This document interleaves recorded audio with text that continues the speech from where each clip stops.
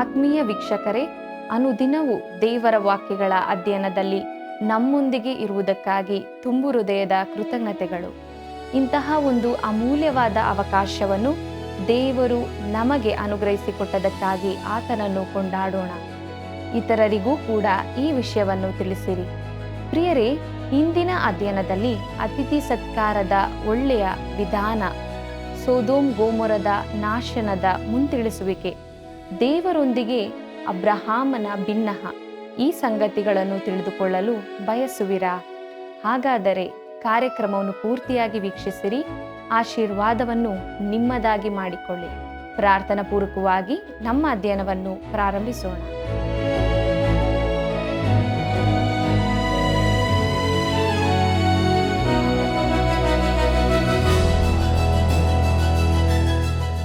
ಇಗೋ, ನನ್ನ ಅಂಗೈಗಳಲ್ಲಿ ನಿನ್ನನ್ನು ಚಿತ್ರಿಸಿದ್ದೇನೆ, ನಿನ್ನ ಪೌಳಿ ಗೋಡೆಗಳು ಸದಾ ನನ್ನ ಕಣ್ಣೆದುರಿನಲ್ಲಿವೆ. ಏಷಾಯ 49:16.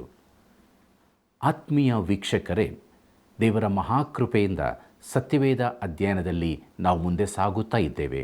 ಕಳೆದ ಕಾರ್ಯಕ್ರಮದಲ್ಲಿ ದೇವರು ತನ್ನ ವಾಕ್ಯದ ಮೂಲಕವಾಗಿ ನಮ್ಮ ಸಂಗಡ ಮಾತನಾಡಿ ನಮ್ಮನ್ನು ಆತ್ಮೀಕವಾಗಿ ಬಲಪಡಿಸಿದ್ದಾನೆ. ಆತನ ನಡೆಸುವಿಕೆಗಾಗಿ ಆತನಿಗೆ ಸ್ತೋತ್ರ ಸಲ್ಲಿಸೋಣ.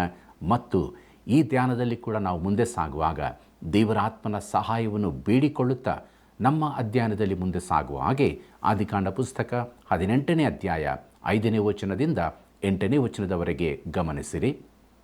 ಸ್ವಲ್ಪ ಆಹಾರ ತರುತ್ತೇನೆ, ಊಟವಾದ ಮೇಲೆ ನೀವು ಮುಂದಕ್ಕೆ ಪ್ರಯಾಣ ಬೆಳೆಸಬಹುದು ಎನ್ನಲು ಅವರು, ನೀನು ಹೇಳಿದಂತೆ ಮಾಡಬಹುದು ಅಂದರು. ಆಗ ಅಬ್ರಹಾಮನು ಗುಡಾರದಲ್ಲಿದ್ದ ಸಾರಳ ಬಳಿಗೆ ಓಡಿ ಹೋಗಿ ಆಕೆಗೆ, ಹಸನಾದ 3 ಸೇರು ಹಿಟ್ಟನ್ನು ನಾದಿ ಬೇಗ ರೊಟ್ಟಿಗಳನ್ನು ಮಾಡು ಎಂದು ಹೇಳಿದನು. ಆಮೇಲೆ ಅವನು ದನಗಳ ಕಡೆಗೆ ಓಡಿ ಹೋಗಿ ಕೊಬ್ಬಿದ ಎಳೆ ಕರುವನ್ನು ತೆಗೆದು ಆಳಿನ ಕೈಗೆ ಕೊಟ್ಟನು. ಆಳು ಬೇಗನೆ ಅಡಿಗೆ ಮಾಡಿದನು. ತರುವಾಯ ಅಬ್ರಹಾಮನು ಹಾಲು ಮೊಸರನ್ನು ಅಟ್ಟ ಮಾಂಸವನ್ನು ತೆಗೆದುಕೊಂಡು ಬಂದು ಆ ಮನುಷ್ಯರಿಗೆ ಬಡಿಸಿದನು. ಅವರು ಮರದ ಕೆಳಗೆ ಊಟ ಮಾಡುವವರೆಗೂ ಅವನು ಹತ್ತಿರ ನಿಂತುಕೊಂಡು ಉಪಚಾರ ಮಾಡಿದನು ಎಂಬುದಾಗಿ. ಪ್ರಿಯರೇ, ಇದು ಅತಿಥಿಗಳನ್ನು ಸತ್ಕರಿಸುವ ಒಳ್ಳೆಯ ವಿಧಾನವಲ್ಲವೋ? ಅಬ್ರಹಾಮನು ಒಳ್ಳೆಯ ಊಟವನ್ನೇ ಸಿದ್ಧಪಡಿಸಿದನು. ಅವನು ಒಂದು ಕರುವನ್ನು ತೆಗೆದು ಆಳಿಗೆ ಕೊಡಲು ಆ ಆಳು ಒಳ್ಳೆಯ ಮಾಂಸದ ಅಡಿಗೆಯನ್ನು ತಯಾರಿಸಿದನು. ಅವನು ಹಾಲು ಮೊಸರನ್ನೂ ಕೊಟ್ಟನು. ಅದು ನಿಜವಾದ ಹಬ್ಬದೂಟವಾಗಿತ್ತು. ಈ 3 ಮಂದಿ ಅತಿಥಿಗಳನ್ನು ಒಳ್ಳೆ ರೀತಿಯಲ್ಲಿ ಸತ್ಕರಿಸಿದನು. ಈ ಅತಿಥಿಗಳು ವಿಶೇಷ ರೀತಿಯವರಾಗಿದ್ದಾರೆಂದು ನಾವು ನೋಡುತ್ತೇವೆ. ಹೊಸ ಒಡಂಬಡಿಕೆಯಲ್ಲಿ ಕೆಲವರು ತಿಳಿಯದೆ ದೇವದೂತರನ್ನು ಸತ್ಕರಿಸಿದ್ದಾರೆ ಎಂದು ಬರೆದಿದೆ. ಇಬ್ರಿಯರಿಗೆ ಬರೆದ ಪತ್ರಿಕೆ 13ನೇ ಅಧ್ಯಾಯ 2ನೇ ವಚನವನ್ನು ನೋಡಿರಿ. ಪ್ರಿಯರೇ, ಅಬ್ರಹಾಮನು ಹಾಗೇ ತಾನು ಸತ್ಕರಿಸುವವರು ಯಾರೆಂದು ನಿಜವಾಗಿ ತಿಳಿಯದೆ ಅವರನ್ನು ಸತ್ಕರಿಸಿದನು. ಮುಂದಕ್ಕೆ ನೋಡಿರಿ. ಆದಿಕಾಂಡ ಪುಸ್ತಕ 18ನೇ ಅಧ್ಯಾಯ 9ನೇ ವಚನವನ್ನು. ಬಳಿಕ ಅವರು ಅವನನ್ನು, ನಿನ್ನ ಪತ್ನಿಯಾದ ಸಾರಳು ಎಲ್ಲಿದ್ದಾಳೆ ಎಂದು ಕೇಳಲು ಅವನು, ಆಗೋ ಗುಡಾರದಲ್ಲಿದ್ದಾಳೆ ಅಂದನು. ಆ ದಿನಗಳಲ್ಲಿ ಈಗಲೂ ಕೂಡ ಪೂರ್ವ ದೇಶಗಳಲ್ಲಿ ಮನೆಯ ಸ್ತ್ರೀಯರು ಹೊರಬಂದು ಅತಿಥಿಗಳನ್ನು ಸತ್ಕರಿಸುವುದು ಬಹಳ ಕಡಿಮೆ. ಅದರಲ್ಲೂ ಅತಿಥಿಗಳು 3 ಗಂಡಸರೇ ಆಗಿದ್ದಾಗ ಖಂಡಿತವಾಗಿಯೂ ಅವರು ಹೊರಬರುವುದಿಲ್ಲ. ಆದರೆ ಈಗ ಅವರೇ ಆಕೆಯನ್ನು ಕುರಿತು ವಿಚಾರಿಸುತ್ತಾರೆ. ಆದಿಕಾಂಡ ಪುಸ್ತಕ 18ನೇ ಅಧ್ಯಾಯ 10ನೇ ವಚನವನ್ನು ಗಮನಿಸಿರಿ. ಅದಕ್ಕಾತನು, ಬರುವ ವರ್ಷ ಇದೇ ಕಾಲದಲ್ಲಿ ನಾನು ತಪ್ಪದೆ ತಿರುಗಿ ನಿನ್ನ ಬಳಿಗೆ ಬರುತ್ತೇನೆ. ಬಂದಾಗ ನಿನ್ನ ಪತ್ನಿಯಾದ ಸಾರಳಿಗೆ ಮಗನಿರುವನು ಅಂದನು. ಆ ಮಾತು ಹಿಂದೆ ಗುಡಾರದ ಬಾಗಿಲಲ್ಲಿ ನಿಂತಿದ್ದ ಸಾರಳ ಕಿವಿಗೆ ಬಿತ್ತು ಎಂಬುದಾಗಿ. ಪ್ರಿಯರೇ, ಈ ಸಮಯದಲ್ಲಿ ಬಹುಶಃ ಸಾರಳು ಬಾಗಿಲಿನ ಸಂದಿಯಿಂದ ಕಿವಿಗೊಟ್ಟು ಅವರ ಮಾತನ್ನು ಕೇಳಿಸಿಕೊಂಡಿರಬೇಕು. ಅಬ್ರಹಾಮನಿಗೂ ಸಾರಳಿಗೂ ಈಗ ತಮ್ಮ ಅತಿಥಿಗಳು ದೇವದೂತರೆಂಬುದು ತಿಳಿದು ಬಂದಿರಬಹುದು. ಮುಂದಕ್ಕೆ ನೋಡೋಣ.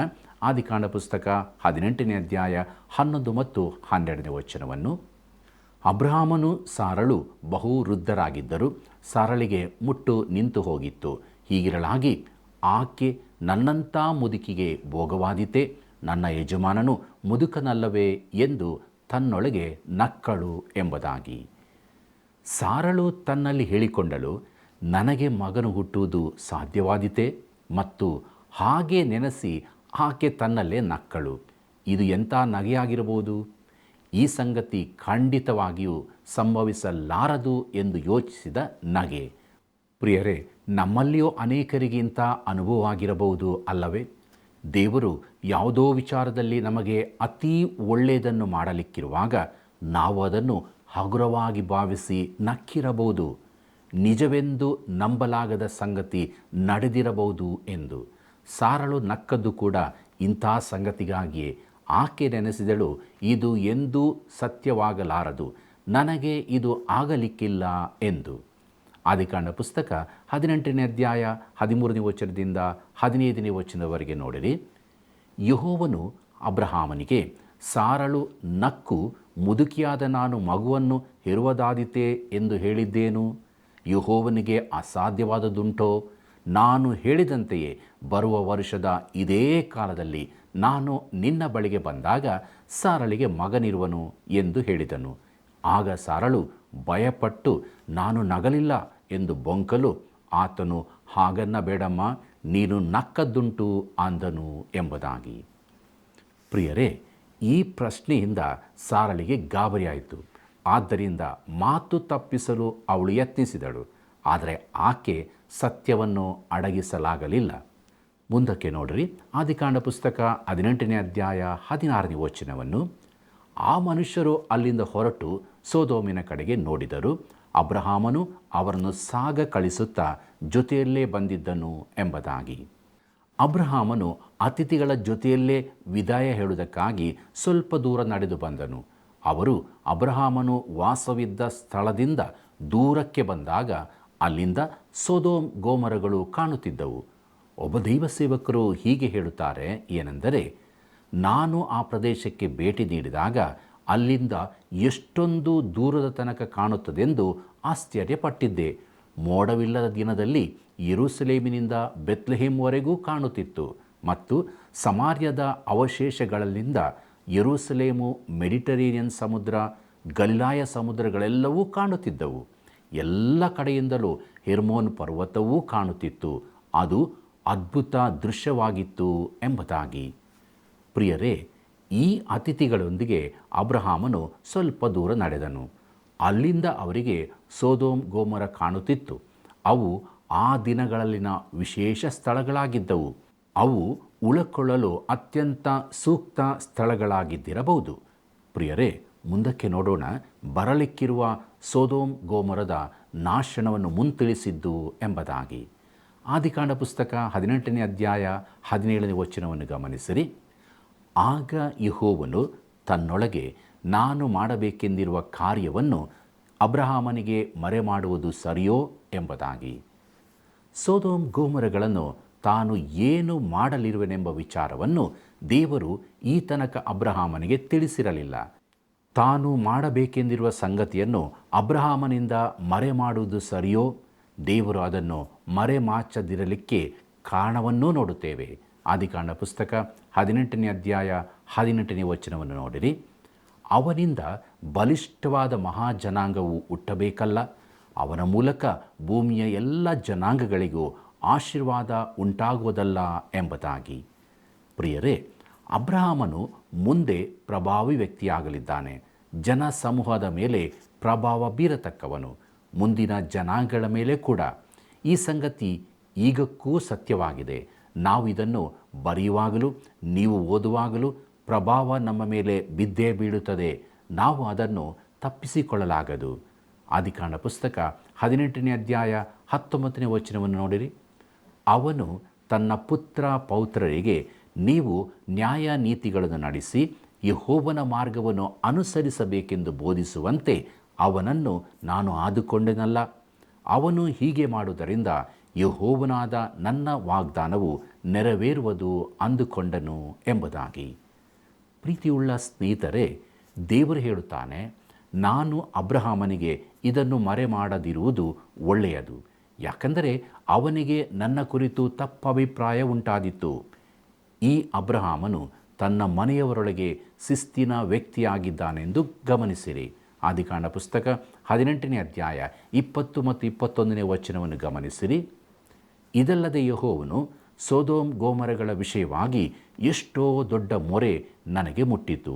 ಆ ಊರಿನವರ ಮೇಲೆ ಹೊರಿಸಿರುವ ಪಾಪವು ಎಷ್ಟೋ ಘೋರವಾದದ್ದು. ನಾನು ಇಳಿದು ಹೋಗಿ ನನಗೆ ಮುಟ್ಟಿದ ಮೊರೆಯಂತೆಯೇ ಅವರು ಮಾಡಿದರೋ ಇಲ್ಲವೋ ಎಂದು ನೋಡಿ ತಿಳುಕೊಳ್ಳುತ್ತೇನೆ ಅಂದನು ಎಂಬುದಾಗಿ.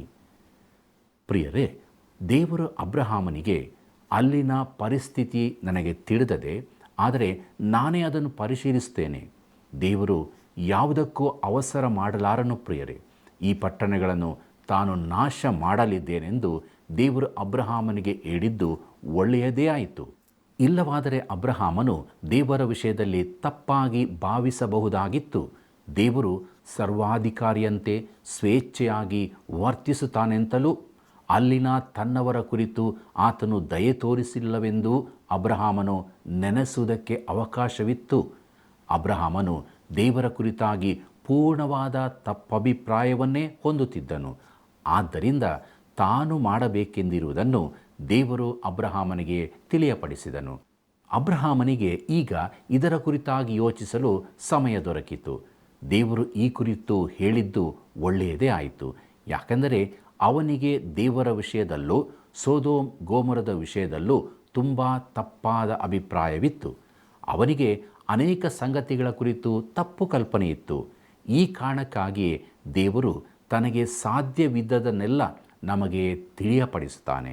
ಆತನು ನನಗೆ ತಿಳಿಯಪಡಿಸದ ಅನೇಕ ಸಂಗತಿಗಳಿವೆ, ಆದರೆ ಅಗತ್ಯವಾದದಷ್ಟನ್ನು ಆತನು ನಮಗೆ ತಿಳಿಸಿದ್ದಾನೆ. ಮುಂದಕ್ಕೆ ನೋಡೋಣ.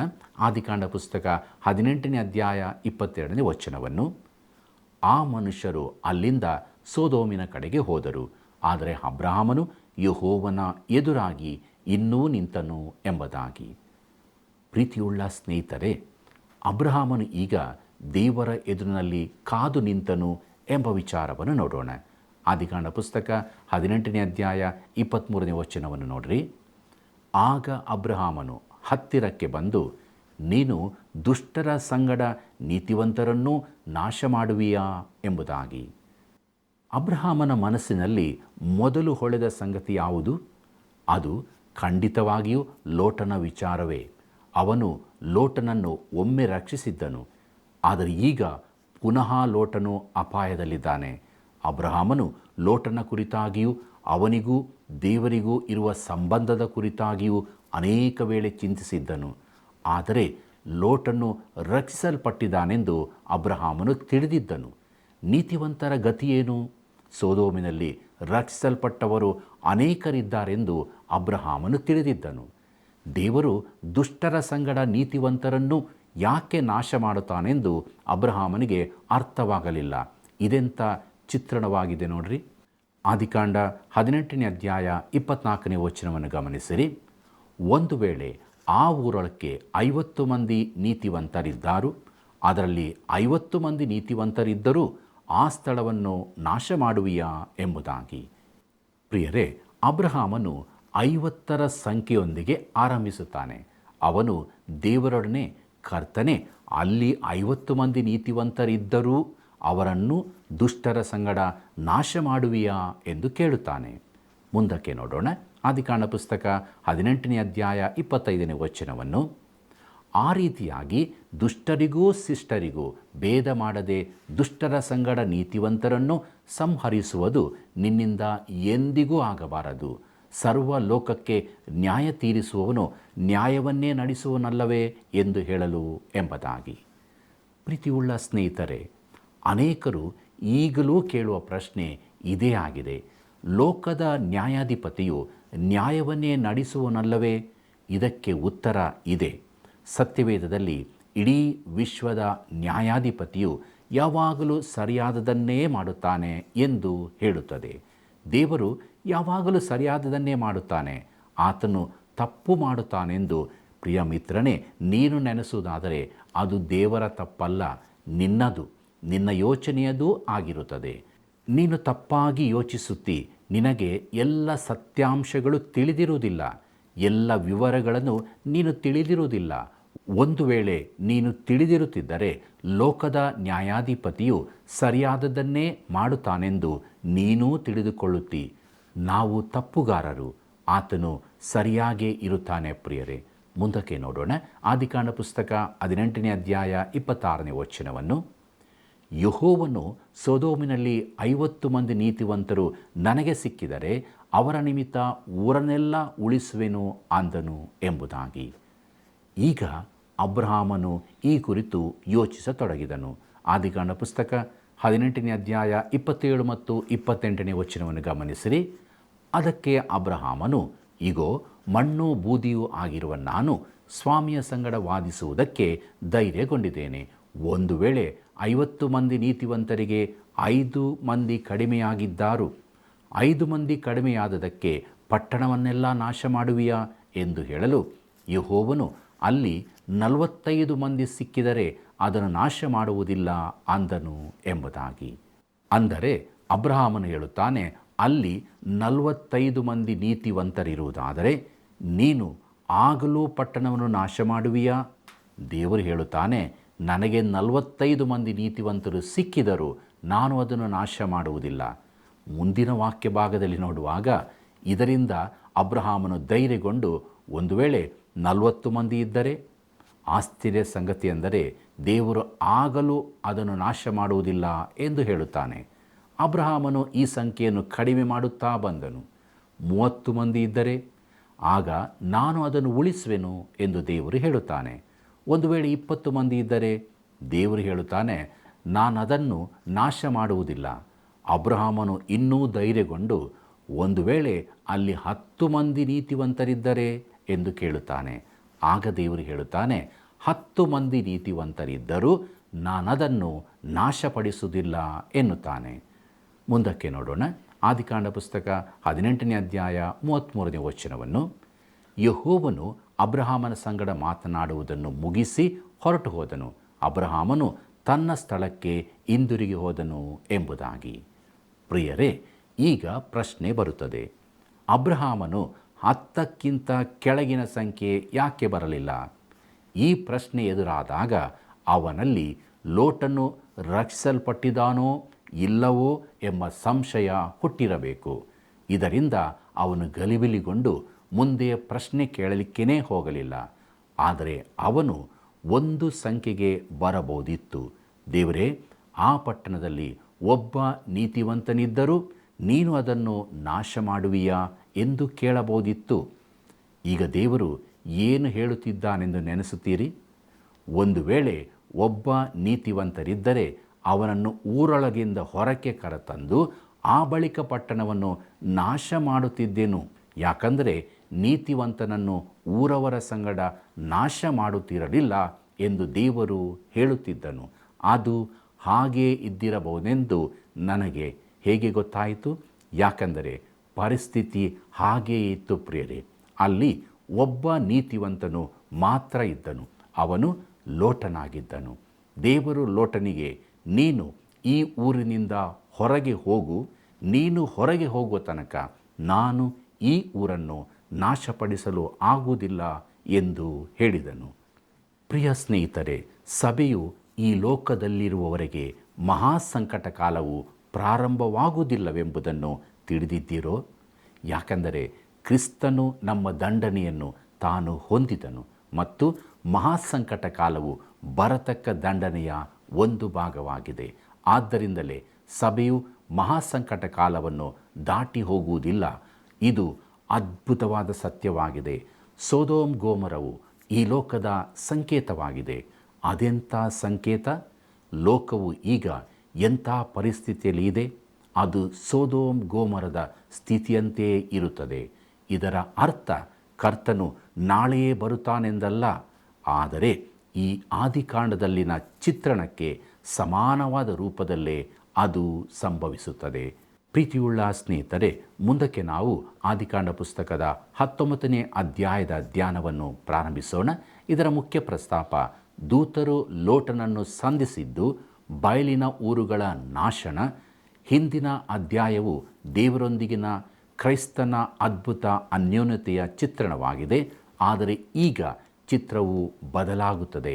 ಅಬ್ರಹಾಮನು ವಾಸವಾಗಿದ್ದ ಮಮ್ರೆಯ ಬಯಲಿನ ಹೆಬ್ರೋನನ್ನು ಬಿಟ್ಟು ನಾವು ಲೋಟನು ವಾಸವಾಗಿರುವ ಸೊದೋಮಿಗೆ ಹೋಗುತ್ತಿದ್ದೇವೆ. ಈ ಅಧ್ಯಾಯದಲ್ಲಿ ಲೋಟನು ತನ್ನ ಹೆಂಡತಿ ಹಾಗೂ 2 ಕುಮಾರ್ತೆಯರೊಂದಿಗೆ ಸೊದೋಮನ್ನು ಬಿಟ್ಟು ಹೋಗುತ್ತಾನೆ ಮತ್ತು ಆ ಸೊದೋಮ್ ಗೋಮರ ಊರುಗಳು ನಾಶವಾಗುತ್ತವೆ. ಲೋಟನ ಪತ್ನಿ ಉಪ್ಪಿನ ಕಂಬವಾಗುತ್ತಾಳೆ. ಲೋಟ ತಾನು ತನ್ನ ಪುತ್ರಿಯರ ಸಂಗಡ ಅನೀತಿಯ ಕಾರ್ಯವೆಸಗುತ್ತಾನೆ. ಕರ್ತನಲ್ಲಿ ಪ್ರಿಯರೇ, ಒಡೆದ ಜೀವಿತದ ಚಿತ್ರಣವು 19ನೇ ಅಧ್ಯಾಯದಲ್ಲಿರುತ್ತದೆ. ಲೋಟನು ನೀತಿವಂತನಾಗಿದ್ದಾನೆಂಬುದನ್ನು ಮರೆಯಬೇಡಿರಿ.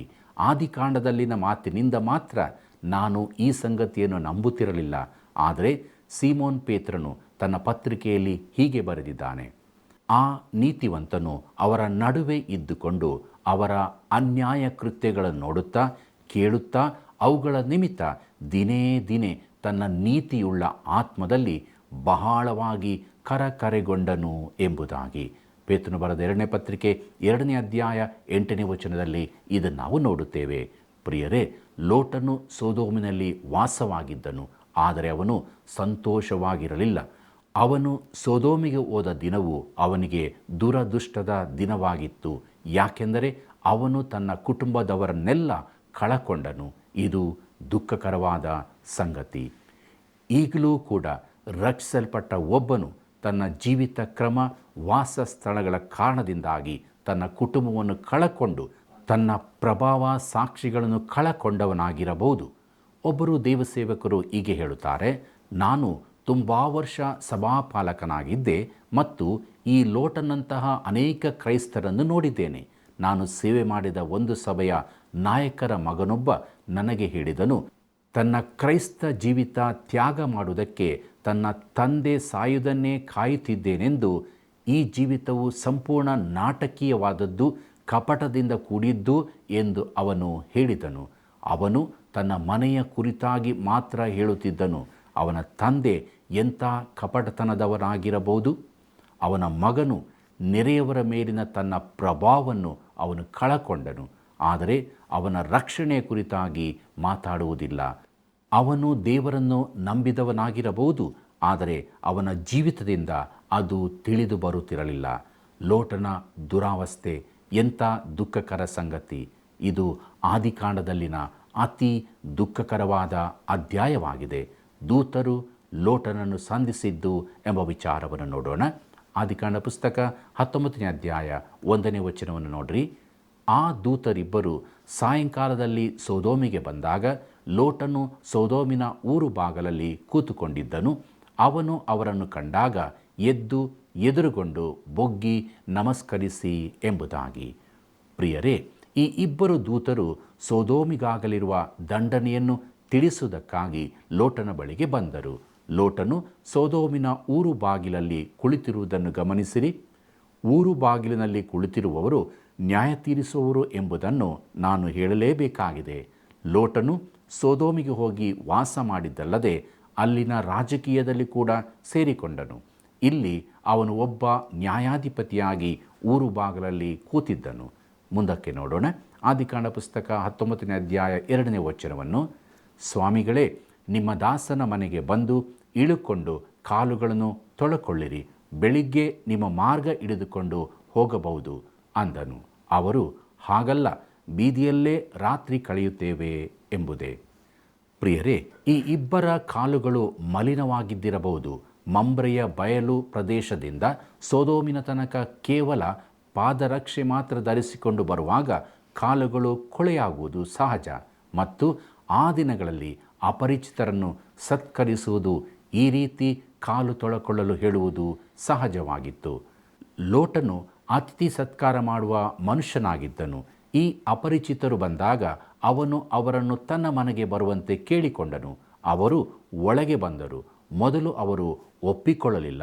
ಬೇಡ, ನಾವು ಬೀದಿಯಲ್ಲೇ ರಾತ್ರಿ ಕಳೆಯುತ್ತೇವೆ ಎಂದು ಹೇಳಿದರು. ನಾವು ಹೊರಗೇ ಇರುತ್ತೇವೆ, ನಿನಗೆ ತೊಂದರೆ ಕೊಡಲು ಬಯಸುವುದಿಲ್ಲ ಎಂದು. ಅವರು ಉದ್ದೇಶಪೂರ್ವಕವಾಗಿಯೇ ಇದನ್ನು ಹೇಳಿದ್ದರು. ಆದಿಕಾಂಡ ಪುಸ್ತಕ 19ನೇ ಅಧ್ಯಾಯ 3ನೇ ವಚನವನ್ನು ಗಮನಿಸಿರಿ.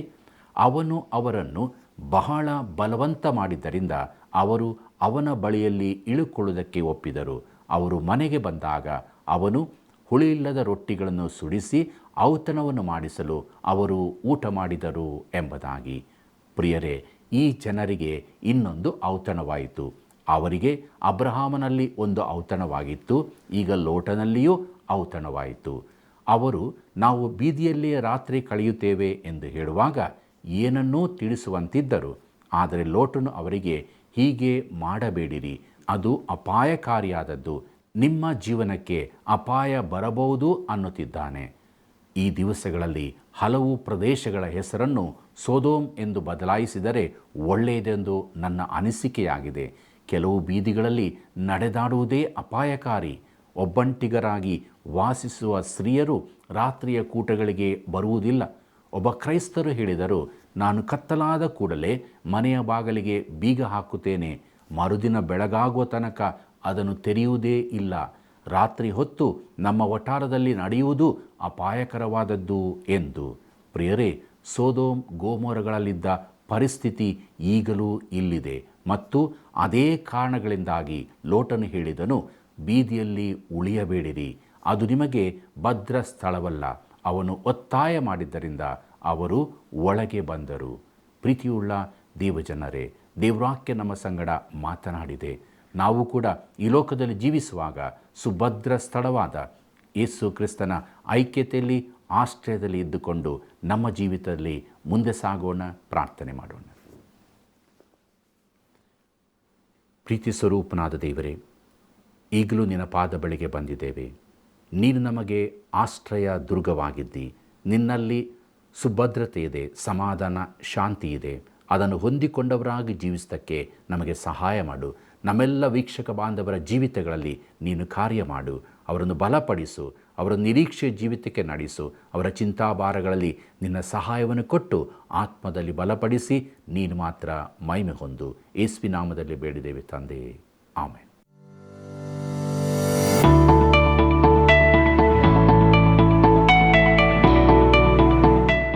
ಇಂದಿನ ಅಧ್ಯಯನಕ್ಕೆ ಒಂದು ಪ್ರಶ್ನೆ.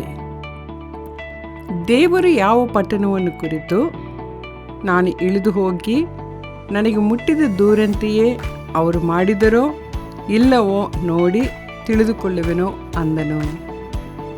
ದೇವರು ಯಾವ ಪಟ್ಟಣವನ್ನು ಕುರಿತು ನಾನು ಇಳಿದು ಹೋಗಿ ನನಗೆ ಮುಟ್ಟಿದ ದೂರಂತೆಯೇ ಅವರು ಮಾಡಿದರೋ ಇಲ್ಲವೋ ನೋಡಿ ತಿಳಿದುಕೊಳ್ಳುವೆನೋ ಅಂದನು? ಉತ್ತರ: ಸೊದೋಮ್ ಗೋಮರ, ಇಸ್ರಾಯೇಲ್, ಐಗುಪ್ತ. ಸರಿಯಾದ ಉತ್ತರವನ್ನು ಆಯ್ಕೆ ಮಾಡಿ ಈಗ ಹೇಳುವ ವಾಟ್ಸಪ್ ಸಂಖ್ಯೆಗೆ ಕಳುಹಿಸಿರಿ. 7618737772. ದೇವರು ಅಸಾಧ್ಯವಾದದ್ದನ್ನು ನಮ್ಮ ಬಾಳಿನಲ್ಲಿ ಕೊಡುತ್ತೇನೆ ಎಂದು ಹೇಳುವಾಗ ಸಾರಳಂತೆ ನಾವು ನಕ್ಕಿರಬಹುದು. ಆದರೆ ದೇವರ ಮಾತುಗಳು ಎಂದಿಗೂ ಬಿದ್ದು ಹೋಗುವುದಿಲ್ಲ. ದೇವರು ಸೊದೋಮ್ ಗೋಮೋರದ ನಾಶನವನ್ನು ತಿಳಿಸಿದಾಗ ಅಬ್ರಹಾಮನು ಯಥಾರ್ಥವಾಗಿ ದೇವರ ಜೊತೆ ಭಿನ್ನಹ ಮಾಡಿದನು.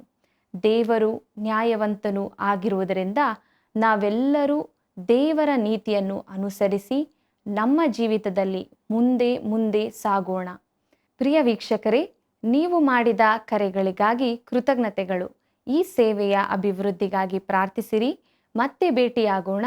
ವಂದನೆಗಳು.